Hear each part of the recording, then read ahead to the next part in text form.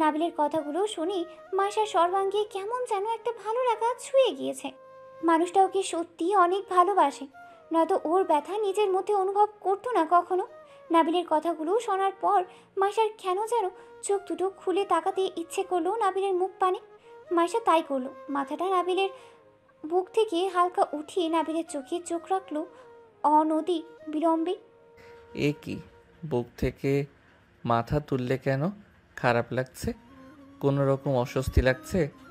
জ্বর হলে তো অনেকের বমি পায়, তোমারও কি বমি পাচ্ছে? আমার জানটার কি হয়েছে বলো আমায়। বলতে বলতেই নাবিল মাইশার দুই গালেই হাত রাখলো। মাইশা ম্লান হেসে নাবিলের হাত দুটো গালের সাথে আরো মিশিয়ে ধরলো। জ্বরের কারণে হাসিটাতেও কেমন ক্লান্তির ছাপ পড়েছে। ক্ষণকাল চুপ থেকে চাপা স্বরে বলল, তো অস্থির হচ্ছ কেন? আমার কোনো রকম খারাপ লাগছে না, আর বমিও পাচ্ছে না, আমি ঠিক আছি। আমি অসুস্থ হয়েছি বলে তোমার যেমন খারাপ লাগছে, ঠিক তেমনই তুমি এমন পাগলামি করলে আমারও তো খারাপ লাগবে, তাই না? এমন করো না প্লিজ। তোমার জ্বরটা কেন হলো মাইশু? আমার কিছুই ভালো লাগছে না। তাড়াতাড়ি সুস্থ হয়ে যাও প্লিজ, তোমাকে আবারও আগের মতো সুস্থ দেখতে চাই আমি। আমার যে আর ভালো লাগছে না তোমাকে এভাবে দেখতে। 4 দিনের অসুখে কেমন হয়ে গিয়েছো পুরো। আমি পুরো কথা শেষ করতে পারেনি নাবিল। তার আগেই মুচকি হেসে মাইশা বলে উঠল, ধুর পাগল, জ্বর কি শুধু আমার হয়েছে? সবারই তো হয়। তুমি এতটা টেনশন করো না, আমি ঠিক হয়ে যাব তাড়াতাড়ি, তুমি দেখো। হুট করে মাইশার মুখটা আর একটু কাছে এনে মাইশার কপালে একটা ভালোবাসার পরশ এঁকে দিল নাবিল। ম্লান কণ্ঠে বলল, সেই যেন হয়। তোমার কি কিস করার জন্য আমার কপালটাই চোখে পড়লো? মাইশার অনাকাঙ্ক্ষিত কথায় নাবিল থতমত খেয়ে তাকালো মাইশার দিকে। মাইশা মুখটা বাচ্চাদের মতো করে চোখ দুটো ছোট ছোট করে তাকিয়ে আছে নাবিলের দিকে। নাবিল অবাক কণ্ঠে বলল, কেন, তোমার অসুবিধা হয়েছে? আমি কি একবারও বলেছি সেই কথা? তাহলে তুমি যে এক্ষুনি বললে তোমার কপালে কেন কিস করেছি। হ্যাঁ বলেছি তো। তুমি আমার কপালে কিস করলে কেন? আমার সকালের মতো কিস চাই। বলেই মাইশা লজ্জায় নাবিলের বুকে মুখ গুছল। আর নাবিল, সে তো মাইশার কথা শুনে পুরাই অবাক। যে কিনা লজ্জায় নাবিলের কিস নিতেই পারে না, নাবিল কাছে গেলে জমে বরফ হয়ে যায়, সেই কিনা আজ নিজে থেকে কিস চাইছে, তাও আবার সকালের মতো করে। অবশ্য জ্বর হলে যে মানুষের মাইন্ড একটু অ্যাবনর্মাল বিহেভ করে সেটা নাবিলের অজানা নয়। মাইশার ক্ষেত্রেও হয়তো সেটাই হচ্ছে। নাবিল বাঁকা হেসে বলল, মাইশু, ইউ মিন ঠোঁটে? সকালে তো আমি তোমায় ঠোঁটেই কিস দেই, এখনও কি তোমার তেমন কিস চাই? মাইশা লজ্জায় নাবিলের বুক থেকে মুখ তুলতে পারল না। নাবিলের বুকে মুখ গুজে রেখেই লাজুক কণ্ঠে বলল, হুম। নাবিল বুঝতে পারলো মাইশার একটু হলেও ওর প্রতি দুর্বলতা কাজ করছে। এটাই সুযোগ মাইশাকে খাবার খাওয়ানোর। 8টার পর থেকে নাবিল ওকে খাবার খাওয়ানোর জন্য ট্রাই করছে, কিন্তু মাইশা রাজিই হচ্ছে না। নাবিল ভাবলো এই ডোজটা কাজে লাগালে মন্দ হয় না। যেই ভাবা সেই কাজ। নাবিল আদুরে গলায় মাইশাকে ডাকলো, মাইশু, হুম। তোমার সকালের মতো কিস চাই তাই তো? হুম। ওকে, তোমাকে সকালের মতো করেই কিসই দিব, বাট তার জন্য যে তোমাকে আমার কথা শুনতে হবে। নাবিলের মুখে কিস দেওয়ার কথা শুনি মুহূর্তেই মাইশা সব লজ্জা ভুলে গিয়ে নাবিলের মুখের দিকে তাকালো আবারও। নিষ্পাপ মুখ করে বলল, কি কথা? তোমাকে খাবার খেয়ে ওষুধ খেতে হবে। যদি এটা করো তাহলে তোমায় সকালের মতো করে কিসি দিব। কি, রাখবে না আমার কথা? মাইশা কয়েক সেকেন্ড ভাবুক হয়ে কিছু একটা ভাবলো, ফের বলল, ঠিক আছে, আমি খাবারও খাবো আর ঔষধও খাবো, তোমায় কিন্তু আমার কথা রাখতে হবে। সে আর বলতে, আমার বউটা আমার কাছে কিছু চেয়েছে আর আমি দিব না তা কি হয়? এই নাও, তোমার নাক ছুঁয়ে কথা দিলাম, হা হা হা। বলেই নাবিল হেসে মাইশার নাক টেনে দিল। মাইশাও নাবিলের কাছে মুচকি হাসলো। আয়েশা, আয়েশা। ওকে ডাকছো কেন? আমার বউটার জন্য খাবার আনতে বলার জন্য। তখনই আয়েশা দরজায় এসে টোকা দিল। ওই তো, ও এসে গেছে। ছাড়ুন আমায়, ও আমাদের এভাবে দেখলে কি ভাববে? বলেই মাইশা নাবিলের বুক থেকে উঠতে চাইলো, কিন্তু নাবিল উঠতে দিলে তো। নাবিল মাইশাকে ছেড়ে দেওয়ার বদলে আরো শক্ত করে ধরে রেখে বলল, দেখলে দেখুক, ভাবলে ভাবুক, আই ডোন্ট কেয়ার। তুমি একদম উঠবে না আয়েশা, দরজা খোলাই আছে, আসো। আয়েশা দরজা ঠেলে ভিতরে প্রবেশ করলো। বিছানায় চোখ পড়তেই নাবিল আর মাইশাকে এভাবে দেখে চোখ নামিয়ে নিল সে। মাথা নিচু করে বলল, মাইশার জন্য খাবার নিয়ে আসো তো। তুমি খাবে? তুমি খাবে না? মাইশা প্রশ্ন করে বসলো। আচ্ছা, আমরা দুজনের জন্য নিয়ে এসো। তবে হ্যাঁ, 2 প্লেটে করে আনার দরকার নেই, একটা প্লেটে করে দুজনের খাবার নিয়ে আসলেই হবে। আলাদা আলাদা আনতে গেলে তোমার কষ্ট হবে। আমি নিয়ে আসতাম, বাট দেখছই তো মাইশার জ্বর একটু কমেনি, কষ্ট হলেও একটু এনে দাও কেমন। বলেই আয়শা দৌড়ে চলে গেল। তুমি একদম পচা। ঠোঁট উল্টে বাচ্চাদের মতো করে কথাগুলো বলল মাইশা। নাবিল মুচকি হেসে বলল, এ মা, কেন? আমি আবার কি করলাম? হা হা হা। তুমি আমাকে উঠতে দিলে না কেন? এখনো কি ভাববে? ভাববে আমাদের লজ্জা শরম বলতে কিছুই নেই। তাই এভাবে একটা মানুষ রুমে আসার পরেও আমরা এমনভাবে শুয়ে আছি, মান সম্মান আর কিছুই রাখলে না। তোমার মতো যদি আমিও মান সম্মান নিয়ে পড়ে থাকি, তাহলে আমার বউটা তো শীতে কাঁপতে কাঁপতেই শেষ হয়ে যাবে।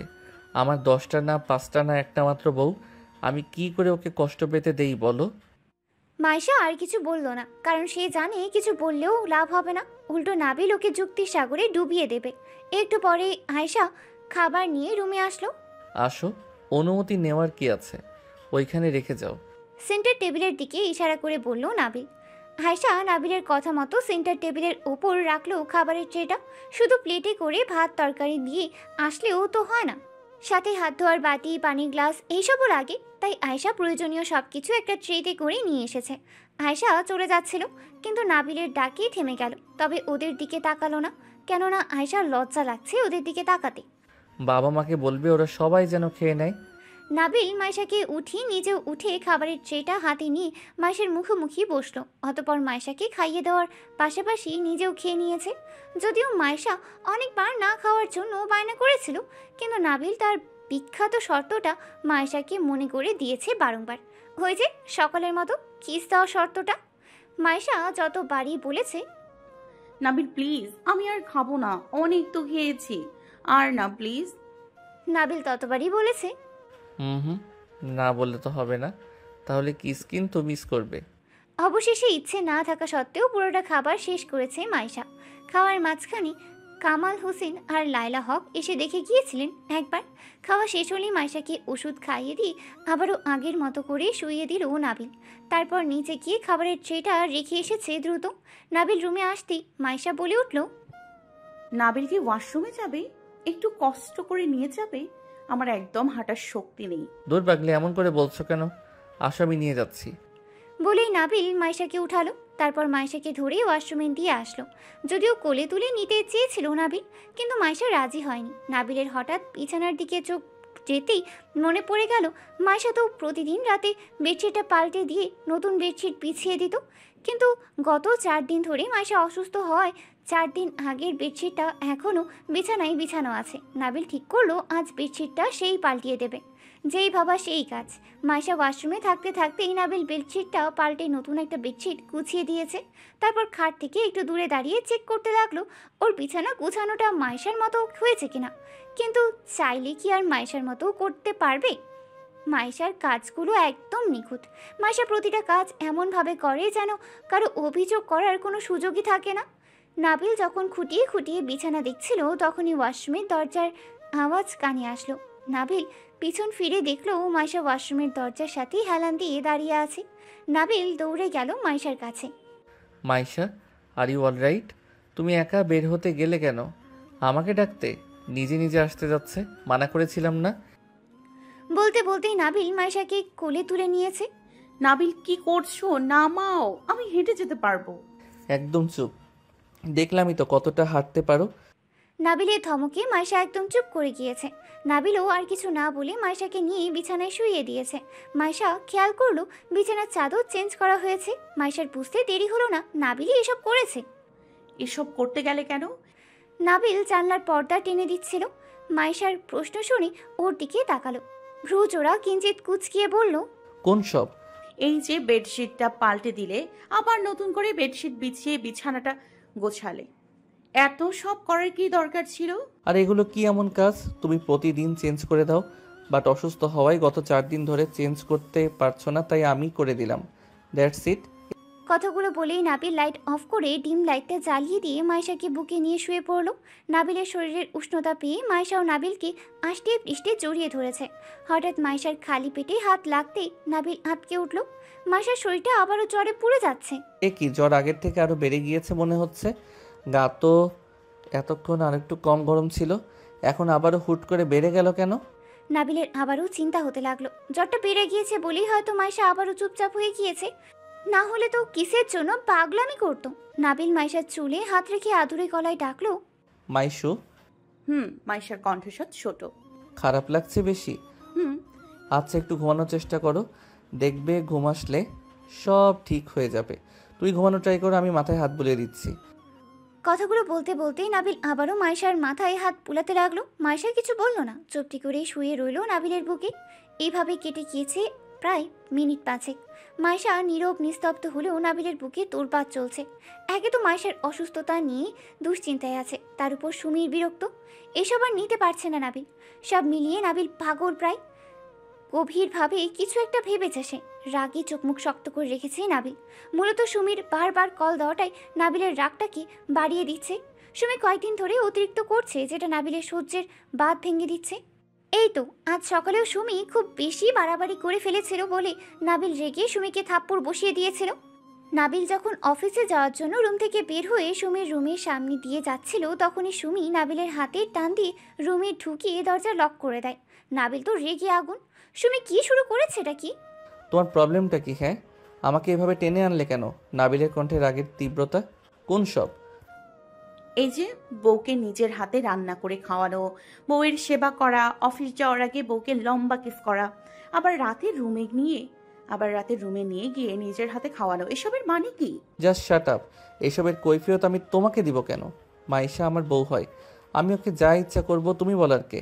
লিসেন, আমাকে অতটাও নিচু ভেবো না যে স্ত্রীর জ্বর হয়েছে দেখে তোমার সাথে রাত কাটাবো। হ্যাঁ, মানছি আমি কিছু ভুল করে ফেলেছি, বাট এখন নিজেকে শুধরে নিতে চাই। আমি মাইশাকে খুব ভালোবাসি, আর আশা করবো এখন থেকে তুমি আমাকে ভুলে যাবে। নাটক করতে করতে ক্লান্ত হয়ে গেছি আমি এসব নাটক আর চাই না করতে। আর হ্যাঁ, যদি তোমার চাহিদা অতিরিক্ত হয় তাহলে ভাইয়াকে কল দিয়ে একেবারে এখানে কাছে কোথাও সেটেল হয়ে যেতে বলো। তবু আমাকে ডিস্টার্ব করা বন্ধ করো রুমের, কারণ আজ থেকে তুমি আর আমাকে তোমার রুমের আশেপাশেও দেখবে না। অনেক হয়েছে আর না। নাবিল, তুমি কিন্তু ভুল করছো। তুমি ভালো করেই জানো আমি তোমার জন্য কতটা ডেসপারেট, আর তোমাকে কাছে পাওয়ার জন্য আমি যে কোনো কিছু করতে পারি, এমনকি মাইশাকেও। সাথে সাথে সুমির গালে সজোরে চর বসিয়ে দিয়েছে নাবিল। কিন্তু চর মেরেও নাবিলের মন যেন শান্ত হয়নি। রাগিয়ে দাঁত কর্মর করতে করতে বলল, ব্যাস, আর একটা কথাও না। মাইশাকে কিছু করার কথা মাথায় আনবি না, তাহলে আমি কি করতে পারি সেটা তোর ধারণারও বাইরে। Mind it. সকালে সুমি যা করেছে সেটা না হয় মেনে নেওয়া গিয়েছিল, কিন্তু এখন যা করছে সেটা যেন নাবিল আর সহ্য করতেই পারছে না। সুমি ননস্টপ কল টেক্সট দিয়েই যাচ্ছে। নাবিল আর না পেরে মোবাইলটা সাইলেন্স করে দিয়েছে। ভাগ্যিস মাইশার জ্বর থাকায় ও বুঝতে পারেনি। রাগটা যেন চরম পর্যায়ে বেড়ে যাচ্ছে নাবিলের। মাইশার জ্বর আর ওইদিকে সুমি কিনা নিজের স্বার্থ পূরণ করতে ব্যস্ত হয়ে গেছে। সকালে তো বলেই দিয়েছে আর কখনো নাবিল ওর মুখোমুখি হবে না। তাহলে এসব ভেবেই রাগটা বেড়ে যাচ্ছে নাবিলের।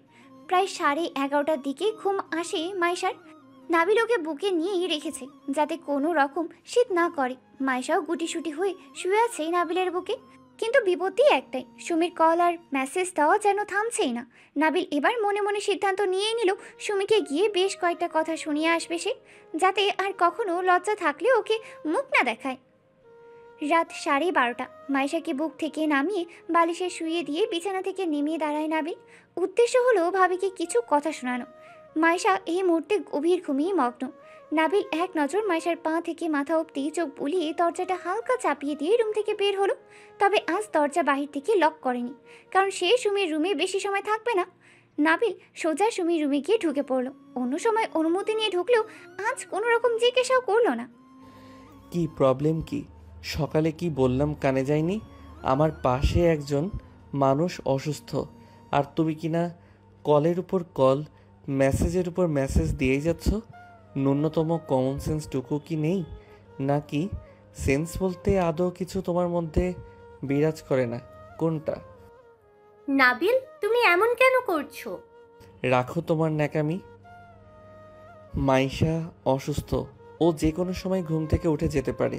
আমি রুমে যাচ্ছি, আর যেন আমার মোবাইলে কোনো রকম কল কিংবা মেসেজ না যায়। Mind it. কথাগুলো বলেই নাবিল চলে যেতে নিলে সুমি খপ করেই নাবিলের হাত টেনে ধরলো। নাবিল চমকে তাকালো, একবার সুমির ধরে রাখা হাতটার দিকে তাকিয়ে আবারও সুমির চোখে তীক্ষ্ণ দৃষ্টি রাখলো। রাগী গলায় বলল, হোয়াট রাবিশ! হাত ধরেছ কেন? হাত ছাড়ো আমার। আমি নিজে ছাড়িয়ে নিতে হলে পস্তাবে কিন্তু। আমি নয়, তুমি পস্তাবে। মানে? সাথে সাথে সুমি নাবিলকে টেনে নিয়ে নিজে সহ বিছানায় শুয়ে গেল। নাবিলের গায়ে একটা স্লিপলেস গেঞ্জি ছিল, যার কারণে সুমির টান দেওয়াতে নাবিলের গেঞ্জি ছিঁড়ে সুমির হাতে চলে এসেছে, আর নাবিল এসে পড়েছে সুমির উপরে। ঘটনাটা এতই দ্রুত ঘটেছে যে নাবিল কিছু বুঝতেই পারল না। নাবিলের রাগ এবার চরমে পৌঁছে গিয়েছে। এবার কিন্তু বাড়াবাড়ি করছো তুমি। এর ফল কিন্তু ভালো হবে না, আমি বলে দিচ্ছি।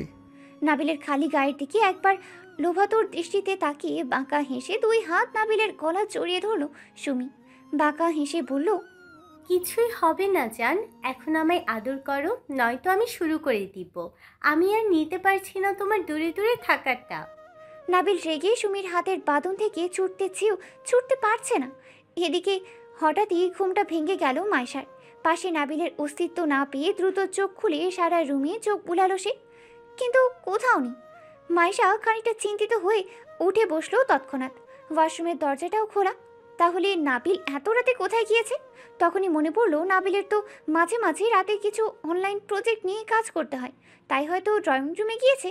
কিন্তু দরজার দিকে তাকিয়ে দরজা আনলক দেখে মাইশা একটু অবাক হলো। নাবিল অন্য দিন দরজা বন্ধ করে যায়, আজ তাহলে খোলা রেখে গিয়েছে কেন? পর মুহূর্তে মনে আসলো হয়তো ও অসুস্থ বলেই যদি কিছুর প্রয়োজন হয় তাই খোলা রেখে গিয়েছে। মাইশার গলাটা বেশ শুকিয়ে এসেছে, পানির পিপাসা পেয়েছে ভীষণ। হয়তো জ্বরটা ছেড়ে দিয়েছে বলেই এমন পিপাসা পেয়েছে। এই মুহূর্তে পানি পান করাটা খুবই জরুরি, নয়তো পানি না খেয়ে মরে যাবে এমন মনে হচ্ছে। পানির গ্লাসের দিকে তাকিয়ে দেখলো পানির গ্লাস খালি। কে আর করা! মাইশা বিছানা থেকে নেমে পানির জগটা হাতে নিয়ে বাইরে যাওয়ার উদ্দেশ্যে পা বাড়ালো। লাস্টবার বলছি, ছাড়ো আমায়, নয়তো আমি। নাবিলকে পুরো কথা শেষ করতে না দিয়ে সুমির ন্যাকা কণ্ঠে বলে উঠল, কিছুই করতে হবে না, শুধু আমায় ভালোবাসো তাহলেই হবে। দেরি হয়ে যাচ্ছে তো, গত 15 দিন ধরে তোমায় কাছে পাচ্ছি না। Please hurry up baby. নাবিলের ধৈর্যের সব সীমা পার করে ফেলেছে সুমি। একটা মেয়ে কতটা বেহায়া আর এতটা নির্লজ্জ কিভাবে হয় সেটাই বুঝে আসছে না নাবিলের। নাবিল নিজের রাগটা আর দমিয়ে রাখতে না পেরে রেগে সুমির চুলের ভাঁজে হাত ঢুকিয়ে সুমির চুলগুলো মুঠো করে ধরে মুখটা একদম সুমির মুখের কাছে নিয়ে দাঁতে দাঁত চেপে বলল, তুই কি রে? তোর কি লজ্জা শরম বলতে কিছুই নেই? এত বেহায়া কেন তুই? এতই যদি শরীরে চাহিদা থাকে, তোর তো পতিতা পল্লীতে থাকা উচিত।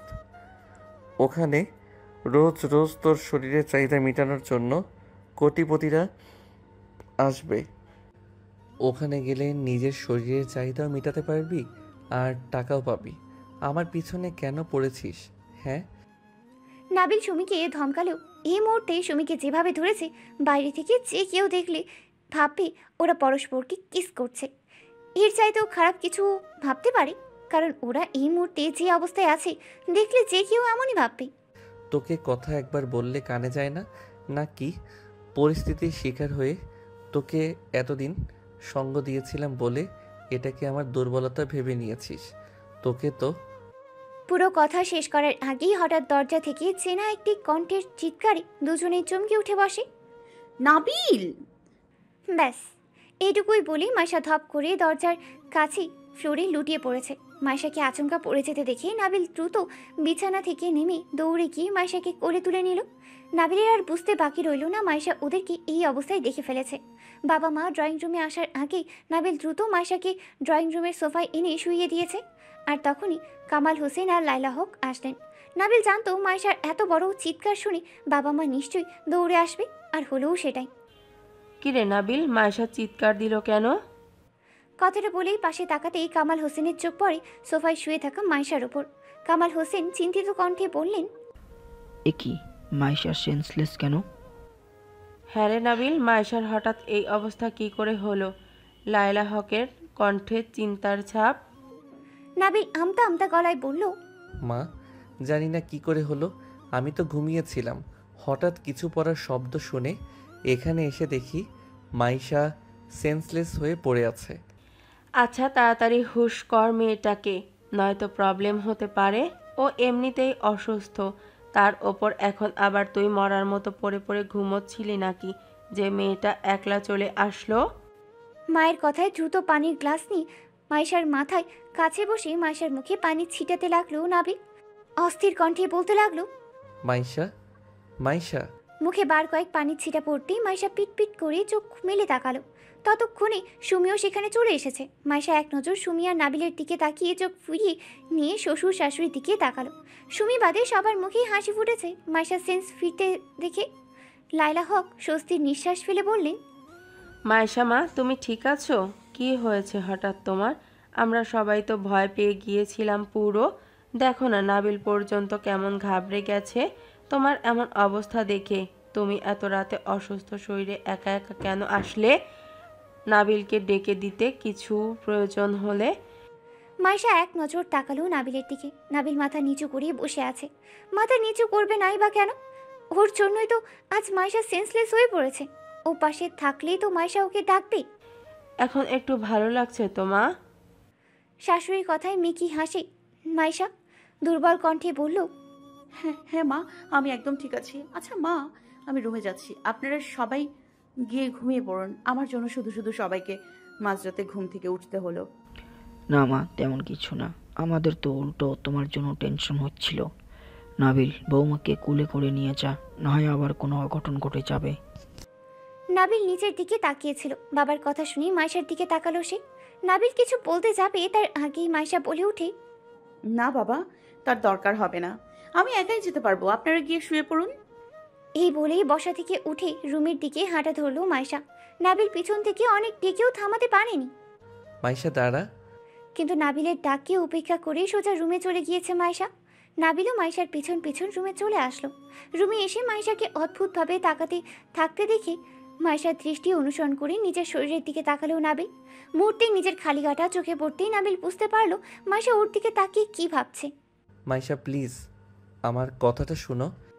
মাইশা কোনো রকম কথা না বলে বিছানায় গিয়ে এক পাশে গুটিসুটি হয়ে শুয়ে পড়ল। নাবিল শত চেষ্টা করেও বাকি রাতটুকুতে আর একটা কথাও বলতে পারেনি মাইশার সাথে। মাইশাকে অনেক চেয়েও কাছে আনতে পারেনি নাবিল। সেই দূরে শুয়েই থেকেছে মাইশা। সারা রাত আর দুই চোখের পাতা এক করতে পারেনি নাবিল। শুধু ভেবেছে কিভাবে মাইশাকে সব বুঝিয়ে বলবে। সকালে নাবিল ওয়াশরুম থেকে বেরিয়ে দেখল মাইশা রুমে নেই। এই অসুস্থ শরীর নিয়ে মাইশা কোথায় গিয়েছে আবার? নিচে যায়নি তো? নাবিল তাড়াহুড়া করে নিচে চলে গেল। নিচে এসে দেখলো মাইশা খাবার টেবিলে নাস্তা সাজাচ্ছে। অসুস্থ শরীর নিয়ে নিচে আসাতে তার ওপর টেবিলে খাবার সাজাতে দেখে নাবিলের রাগ উঠে গেল। রেগে নাবিল মাইশার দিকে এগিয়ে গেল। মাইশা তুমি অসুস্থ, নিচে কেন এসেছো? তোমাকে না বলেছি আমি নিয়ে যাব খাবার, তুমি নিচে নেমো না? লায়লা হকও মাইশার সাথে সাথে টেবিলে সব কিছু রাখছিলেন। নাবিলের কথায় সম্মতি জানিয়ে উনিও এবার বলে উঠলেন, হ্যাঁ বাবা, আমিও অনেকবার বলছি, কিন্তু ও তো শুনছেই না। বলছে ও নাকি ঠিক আছে, তুই একটু বোঝা ওকে। মাইশা রুমে চলো, আমি নিয়ে যাব খাবার তোমার জন্য। কিন্তু মাইশা এক পাও নড়ল না সেখান থেকে। নিজের মতো করেই কাজ করতে লাগলো। মা, ভাবি এখনো আসলো না যে নাস্তা করতে? মাইশার কথায় সম্মতি জানিয়ে লায়লা হক বললেন, হ্যাঁ তাই তো, তুমি আসার পর থেকে তো সবার সাথেই নাস্তা করে। আজ এখনো বের হলো না কেন সেটাই তো বুঝতে পারছি না। ওফ মা, আমি তো ভুলেই গিয়েছিলাম, ভাবি হয়তো শাওয়ার নিচ্ছে। মানে কেন? লায়লা হকের কণ্ঠে চিন্তার ছাপ।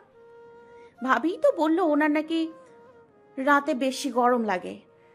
কথাটা নাবিলের দিকে তাকিয়ে বলল মাইশা। কামাল হোসেন আর লায়লা হক মাইশার কথার ইঙ্গিত বুঝতে না পারলেও নাবিলের বুঝতে দেরি হলো না মাইশা কি মিল করেছে। নাবিল অসহায় চোখে তাকালো মাইশার দিকে। বাবা মা যদি মাইশার কথা সামান্য বুঝতে পারে তাহলে ও তো শেষ। তবে ভাগ্য ভালো যে ওনারা কিছুই বুঝতে পারলেন না। তবে নাবিল মাইশার দিকে তাকালেও নাস্তার পুরোটা সময় মাইশা একবারও তাকালো না নাবিলের দিকে। নাবিল কোনো রকমে একটু খেয়ে রুমে চলে গিয়েছে। আর যাওয়ার সময় মাইশাকে উদ্দেশ্য করে বলে গিয়েছে, মাইশা, খাওয়া হয়ে গেলে রুমে এসো, কথা আছে। নাবিল রুমে গিয়ে চটজলদি রেডি হয়ে নিয়েছে। রেডি হয়ে 20 মিনিট বসে থাকার পরও যখন দেখলো মাইশা নিচ থেকে আসছে না, নাবিল এবার জোরে জোরে মাইশাকে ডাকতে লাগলো। মাইশা মাইশা মাইশা, একটু রুমে আসো তো। নাবিলের ডাকার খানিক বাদেই মাইশা রুমে আসলো। নাবিলের দিকে না তাকিয়ে বলল, তাই কেন ডেকেছিলে বলো? ও, কাজের কথা থাকলে বলো, অন্য কোনো কথা শোনার আমার ইচ্ছা নেই। মুহূর্তেই চুপসে গেল নাবিল। বুকটা ধক করে উঠল। তার মানে কি মাইশা তাকে ইগনোর করার চেষ্টা করছে? নাবিল আবারও কিছু বলতে চাইলে মাইশা হাত উঠিয়ে থামিয়ে দিল। আই থিঙ্ক তোমার অফিস টাইম লেট হয়ে যাচ্ছে। নাবিল ঘড়ির দিকে তাকিয়ে দেখল সত্যি অফিস টাইম লেট হওয়ার পথে। তাই আর কোনো রকম কথা না বাড়িয়ে বেরিয়ে গেল সে। গত 5 মাসে আজই প্রথম যে নাবিল মাইশাকে কিস না করে অফিসে গিয়েছে। নাবিল জানে মাইশা আজ কিস করলে সিন ক্রিয়েট করবে, তাই উইদাউট কিসে অফিসে চলে গিয়েছে। সারাদিনে নাবিল 100-এরও বেশি কল করিয়েছে, কিন্তু মাইশা একবারও কল রিসিভ করেনি, বরং মোবাইলটাই সাইলেন্ট করে রেখেছে। সন্ধ্যায় বাসায় ফিরল নাবিল। রুমে এসে দেখলো মাইশা শুয়ে আছে। নাবিল এক নজর মাইশার দিকে তাকিয়ে ওয়াশরুমে গিয়ে ফ্রেশ হয়ে আসলো। যদিও কথা বলতে চেয়েছিল মাইশার সাথে, কিন্তু সাহস হয়নি। আসলে কথা বলার সাহস কেন, নাবিল তো মাইশাকে মুখ দেখানোর সাহসটা পর্যন্ত হারিয়ে ফেলেছে। নাবিল ওয়াশরুম থেকে বেরিয়ে হাত মুখ মুছে সেন্টার টেবিলের উপর রাখা পানির গ্লাসটা নিয়ে অল্প পানি খেয়ে গ্লাসটা আবারও রেখে দিয়েছে। ফের কয়েক সেকেন্ড কিছু একটা ভেবে মাইশার পাশে বিছানায় গিয়ে বসলো। তবে এতটুকু সময় মাইশা একবারও তাকায়নি নাবিলের দিকে। নাবিল এক পলক মাইশার দিকে তাকিয়ে আবারও মাথা নিচু করে নিল। হয়তো মাইশার চোখে চোখ রাখার মতো সাহস পাচ্ছে না, তাই মাথা নিচু রেখে মিনমিনে স্বরে বলল, Maisha I am sorry. Maisha চোখ তুলে একবার নাবিলের দিকে তাকিয়ে আবারও চোখ ফিরিয়ে নিয়েছে। মাইশা আমি তোমাকে বলছি সরি, প্লিজ ক্ষমা করে দাও। ঠিক আছে। মাইশার ঠিক আছে কথাটা কেন যেন নাবিল মেনে নিতে পারেনি। তাই মাইশার মুখে ঠিক আছে শুনেই নাবিল হকচকিয়ে তাকালো মাইশার দিকে। মানে মাইশা তুমি কি বুঝতে পারছো তুমি কি বলছো? আমি তোমাকে সরি বলছি, আর তুমি? বললাম তো ঠিক আছে। নাবিল বুঝতে পারছে মাইশার মনে ওর জন্য ঘৃণা তৈরি হয়েছে। তাই তো নাবিলের সাথে কথা বলা তো দূর, নাবিলের দিকে তাকাতে পর্যন্ত মাইশার রুচিতে পাচ্ছে। মাইশার মনে ওর প্রতি ঘৃণা তৈরি হবে নাই বা কেন? মাইশা যে বিয়ের রাত থেকেই নাবিলকে ভালোবেসে ফেলেছে, যে মানুষটাকে সে এতটা ভালোবেসেছে, এতটা বিশ্বাস করেছে, সেই যখন এত বড় ধোঁকা দিয়েছে, তখন তো মাইশার মনে ঘৃণা তৈরি হওয়াটাই স্বাভাবিক। নাবিল কিছু সময় অপরাধীর মতো মাথা নিচু করে থেকে মুখ তুলে তাকালো মাইশার দিকে। খানিক সময় নিয়ে অপরাধী গলায় বলল, মাইশা তুমি আমায় শাস্তি দিবে না? না, কারণ শাস্তি তো কেউ ভালোবেসে ধোকা দিলে তাকে দেয়া যায়, আর তুমি তো আমাকে কখনো ভালোই বাসনি। তোমাকে শাস্তি দেয়ার আমি কে? প্লিজ আমার কথা তো অন্তত শোনো। ইচ্ছে করছে না, হয়তো মন সায় দিতে চাইছে না।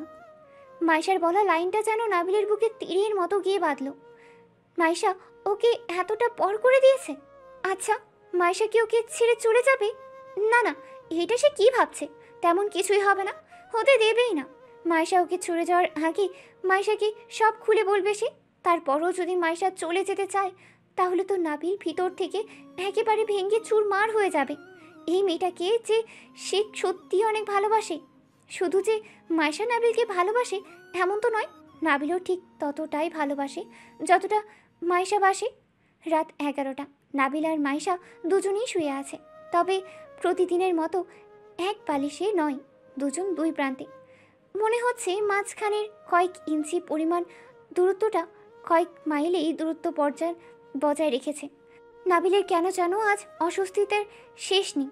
মাইশা খেয়াল করেছে নাবিল শোয়ার পর থেকে হাঁসফাঁস করছে, শুধু এপাশ ওপাশ করছে আর বারবার মাইশার দিকে তাকাচ্ছে। আসলে মাইশাকে বুকে নিয়ে শুতে শুতে অভ্যস্ত হয়ে গেছে যে।